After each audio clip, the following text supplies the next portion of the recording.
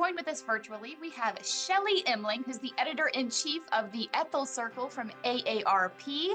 And joined alongside her, we've got Lisa Marcelino, the member of the Ethel Gathering Group. Ladies, welcome and good morning to you. Welcome. Good morning. Thank you. Thank you for having us. So break this down for me, all about what the Ethel Gathering Group is all about through AARP. So the Ethel Gathering Groups, it's an initiative we launched exactly 1 year ago, and it's designed to bring older women together in cities and regions across the country.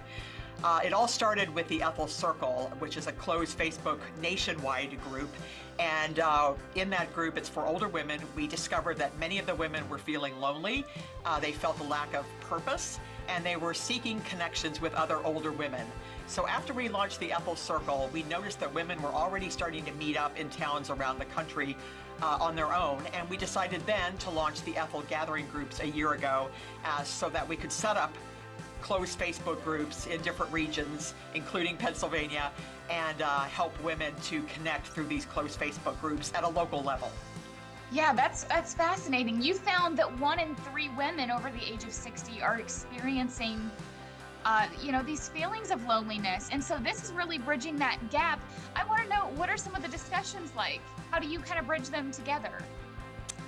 Well, the discussions in the groups, I would say, a lot of them talk about feeling a lack of sense of purpose. A lot of these women are retired. Many are widowed.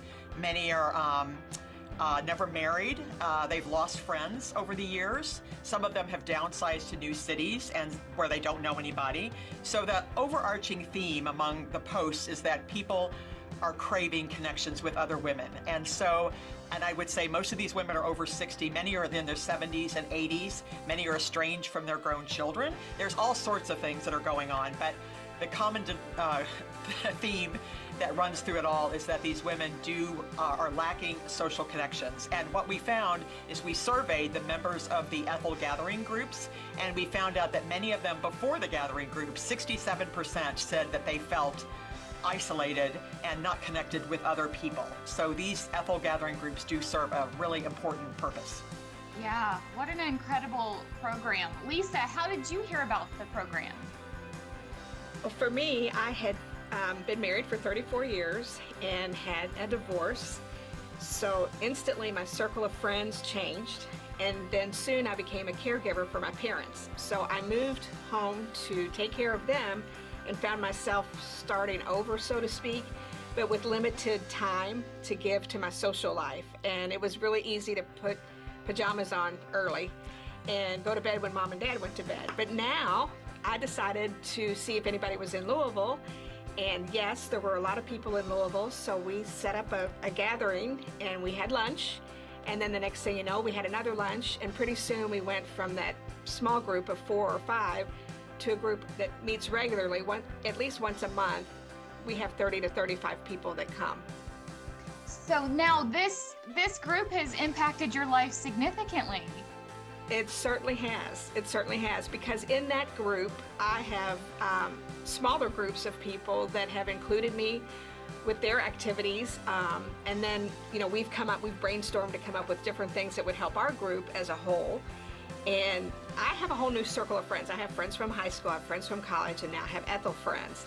So it's really great. And it's kind of like one of those things, you're never too old to make new friends. Mm-hmm. I focus on that, and that's what I would encourage other people to do too. Yeah, and just the beauty, like you said, starting again. It's never too late. And I think the moment that you restrict yourself and you stop, it's not a good time. You really have to keep pushing yourself to get yourself out there. Shelley, you must see this impact that this program has really given women, the impact that it's had on them. And meeting women like Lisa, I mean, that's just incredible to see what this has done for these ladies' lives.